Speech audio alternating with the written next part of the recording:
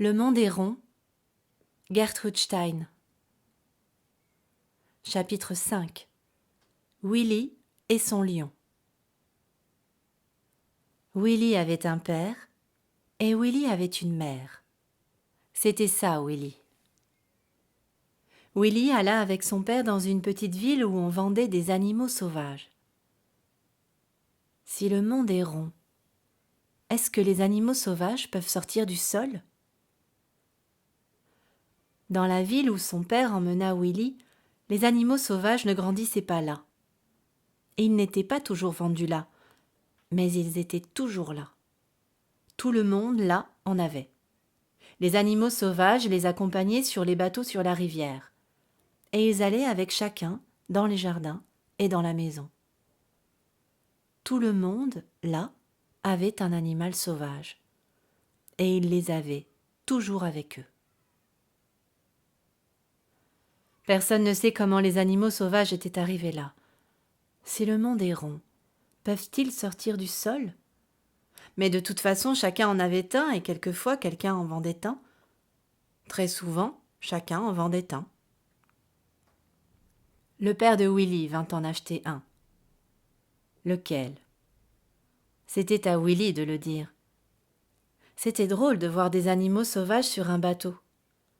Un animal sauvage sur un bateau à rame, un animal sauvage sur un bateau à voile, un animal sauvage sur un bateau à moteur. C'était un drôle d'endroit, cette ville. C'est-à-dire que ça aurait pu ne pas être un drôle d'endroit, c'était juste comme n'importe quel endroit, sauf que chacun avait toujours un animal sauvage avec soi.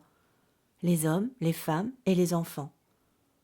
Et très souvent, ils étaient sur l'eau sur un bateau, et l'animal sauvage avec eux. Et bien sûr, les animaux sauvages sont sauvages. Bien sûr, ils sont sauvages. C'était un drôle d'endroit. Willy allait partout. Aussi, bien sûr, il était là. D'autant plus que son père l'avait emmené là. C'était un drôle d'endroit. Et Willy prenait toujours ce qu'on lui donnait. Il espérait donc en avoir un. N'importe lequel. Tout le monde en avait un, donc bien sûr, Willy finirait par en avoir un. N'importe quel animal sauvage fera l'affaire, s'il vous appartient. Et Willy finit effectivement par en avoir un. Lequel ?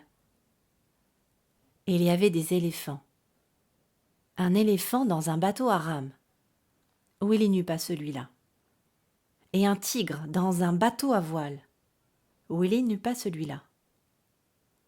Willy eut un lion.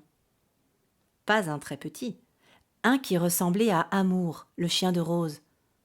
Sauf que le lion était terrifiant. Tout lion l'est, même un tout petit. Et celui-ci était très grand. Willy commença à chanter. C'était passionnant et Willy chanta et chanta. Il ne chantait pas pour le lion, mais il chantait que les lions sont passionnants. Et à propos de chats et de tigres et de chiens et d'ours, à propos de fenêtres et de rideaux et de girafes et de chaises. Le nom de la girafe était Lizzie. C'était vraiment son nom. Willy était si passionné qu'il s'arrêta presque de chanter. Mais aussitôt qu'il revit son lion à lui, il recommença à chanter et à chanter. Voici la chanson qu'il chanta. Tout autour en rond, lions et tigres et kangourous et canaris abondent. Ils sont destinés à tourner tout autour en rond. Pourquoi ? Parce que le monde est rond et ils sont toujours là. N'importe quel petit chien a peur de là. Alors il chanta dans un soupir. Suppose qu'il doive pleuvoir, suppose que ce ne soit jamais pareil. Et alors, la voix de Willy s'éleva. Le lion est ce que j'ai choisi. Après un long moment, il s'assit pour pleurer. Il dit « Voilà, ici je suis tout à fait comme ma cousine Rose. » Ce qui était vrai, il l'était. Il n'était presque pas Willy. Oh, sera-t-il à nouveau Willy ?